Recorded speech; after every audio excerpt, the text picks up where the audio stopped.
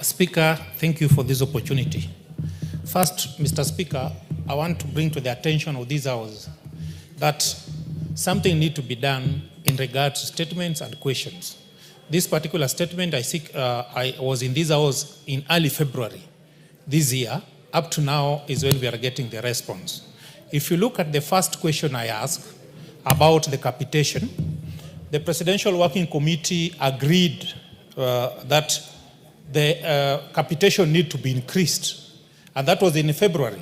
Why it that we received this communication before the start of the budgetary cycle, an increased amount will have been given to these schools, and that one cannot work now because already the budget has been passed, maybe in the first supplementary budget. Mr. Speaker, I'm not satisfied with the question because if you can look at the response, it shows that for the last almost 8 years, the capitation for primary schools and secondary school has been constant, but the cost of living has been increasing each and every year. It means schools and the principals and the head teachers are really suffering outside there. It is the prerogative of this House to allocate enough funds so that this issue of capitation can be sufficient to school.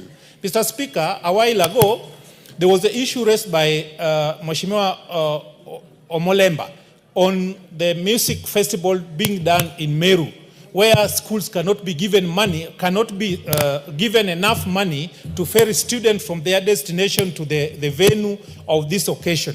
Mr. Speaker, these gaps as a result of funding. Therefore, this House need to come up with a proper way of funding schools, both in primary, secondary, and even junior secondary school. Mr. Speaker, on the second question, you have the books he has mentioned that are being given to school. When I was invited by this committee, when the CS of Treasury and Education was there, they accepted that the number of students that are being used to do budget is not the actual number in schools. You realize that the Minister of Education is using the number of those who are in NEMIS. But back in schools, I gave example of several schools. Example, one of them was Horuba Keo, with a population of 1,600 students, yet the money being given for capitation is for only 500 students. That means the data we have as a country in terms of financing schools is not accurate. Therefore, the Minister of Education need to come up and tell us when they'll capture the actual number of students in school so that the capitation can be based on the actual number on the ground. Mr. Speaker, on that particular statement I thought was that there was supposed to be also an issue of ECD schools. This thing was done in February. By the time the committee was sitting, the minister in charge was telling us that they have not gotten a report from the Council of Governors. Mr. Speaker, the issue of ECD schools is a serious matter in this country.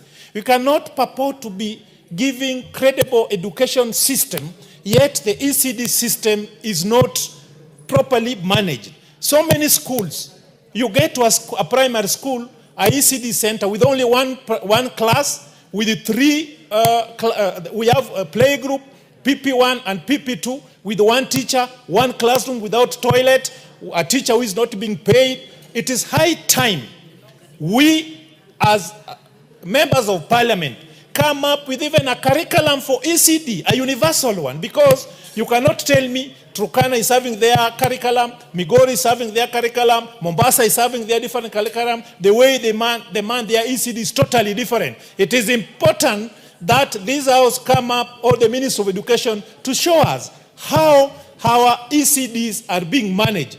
ECD is a crucial aspect of education because this is the stage where the child is being, the developing in terms of academic starts from there.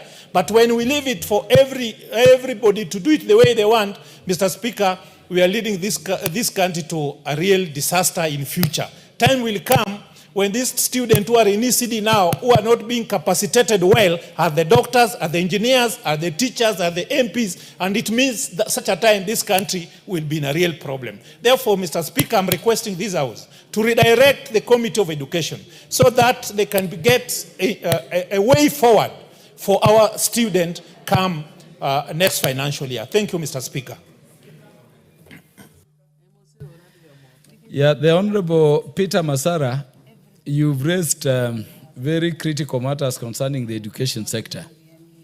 Maybe just to indicate that the Speaker has already directed that the CS for Education will be in the House tomorrow to address that matter of capitation and also that other.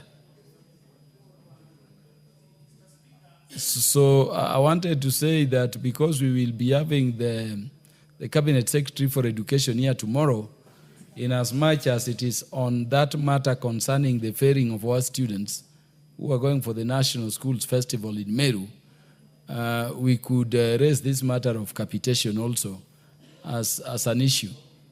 That is, if you are not satisfied.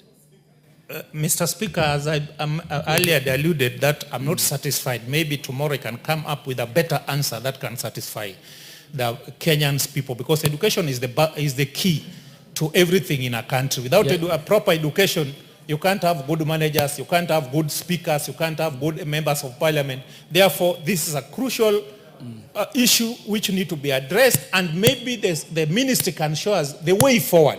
Not only responding to what I requested in February, what have they done as per the current status of my question, Mr. Speaker? That will help people, teachers, and even parents to know that we are going toward the right direction. Thank you, Mr. I Speaker. cannot agree more, Honorable Peter Masara. Honorable Kangogo Bowen, what do you want to add? Mr. Speaker, I'm well guided by your direction because indeed, Honorable Speaker, I was making that suggestion that because the CS is coming tomorrow, we should include what the honorable member for Emuhaya and what the honorable member Masara, the two questions, so that the CS can answer. Mr. Speaker, there is a serious discrepancy between the data which is in the Ministry of Education in terms of the number of students we have in Kenya, that is in NEMIS, and the real number of students we have in our schools. And Mr. Speaker, if you check in our supplementary one budget, Mr. Speaker, and the honorable member, Gaseru, who just read the statement, knows because he's the member of the committee, this House approved close to 100 million Kenya shillings, Honorable Speaker. Then, for enhancement of NEMIS, to make sure that every student in Kenya is captured. Because what the ministry is discussing is completely different with the number of students. But Honorable Speaker, I don't want to say it might, because you've already directed that the CS, the Minister of Education, is coming to this House tomorrow. Mr. Speaker, we will ask him those questions. But what I want to ask all members of all of us in this House, if you go check